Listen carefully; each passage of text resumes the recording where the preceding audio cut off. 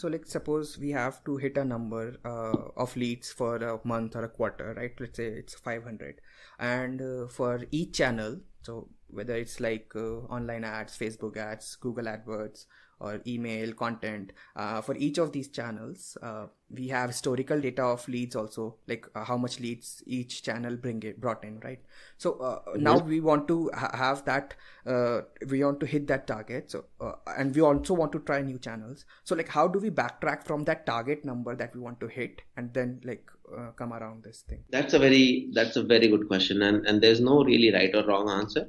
But I'll tell you how I approach it at Molecule, okay? Yeah, sure. So you said 500 leads, right? And Yeah. you already have some data. Yeah, So exactly. I'm also assuming that you have slightly more resources to try a few experimental things out as well. Exactly. So let's assume that we want to try out new channels as well, and we have some historical data around different type of channels, be it Facebook ads, then Google AdWords, search display network, and content, SEO, maybe conferences, these kind of channels, right? Awesome. So then one thing you can do is look at all the data that you already have from each of these channels and calculate the cost per lead. Okay. And how many leads are you getting from each of these channels on a monthly basis?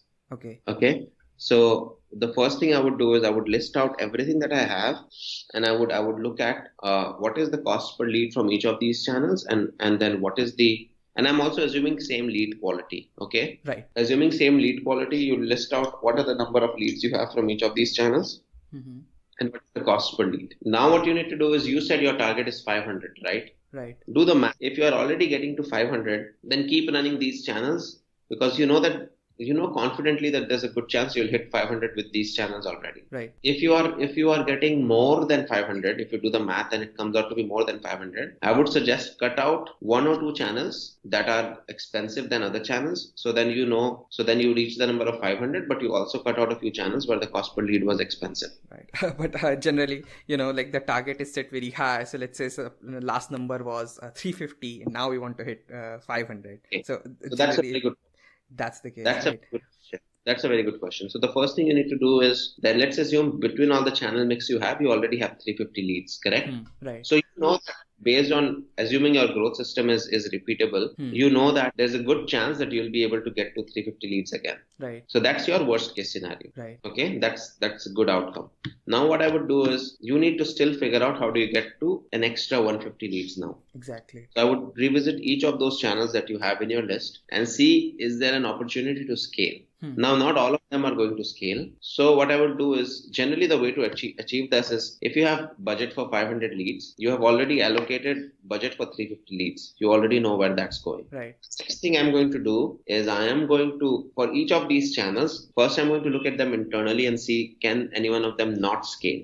If any one of them cannot scale, for example, conferences, then you can't just scale conferences if there are no conferences happening. So I would cut out the channels that do not have room to scale, but then the channels that do have room to scale, I would put maybe 10% of my leftover budget on each of those. Okay. And then see, where am I seeing early signs of success? And wherever I see early signs of success, I would start allocating it more money. Okay. And I would allocate it more money till the time the best performer starts performing at the level of the second best performer. When that happens, then you need to really question yourself, is there more incentive to put more money in? Okay. Onto the first channel, because the first channel is now performing as worse as the second channel. So then what you need to do is start putting in money in both of those channels. Okay. But that's how your algorithm should work, where what you should do is spend a small amount of test budget in all of the channels that you have in your portfolio right now. Yeah, for optimization also, right?